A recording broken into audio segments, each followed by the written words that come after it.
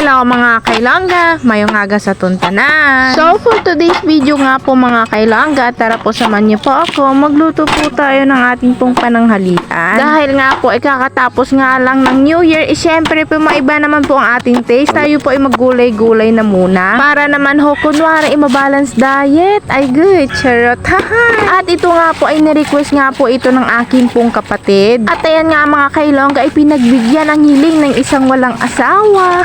At ito nga po yung tinatawag na single but not available. Ano yan? For sale? At para naman po maiba yung ating usapan, ibalik na po tayo sa atin pong lulutuin gulay. Ang lulutuin po natin ngayon for today's video mga kailongga ay ginataan po. Ginataang gulay. Agoy, ang sarap. At ito nga po mga kailongga ay naghiwa-hiwa na po ako dyan ng mga lamas. Tulad po nga nitong kamatis, sibuyas, at saka wala na. At ito nga po mga kailongga ay wala po itong sahog. Pure na pure po itong ating lulutuin. At higit sa lahat po ay hindi po natin ito igigisa. Kaunting gata nga lang ito ay sampat na. Ay wow, sarap. Mano-mano nga po itong pagpiga po natin. Kung ganito po yung muscle nyo, syempre po mapipiga nyo po talaga. Ito nga po ay muscle po yan ni Hank.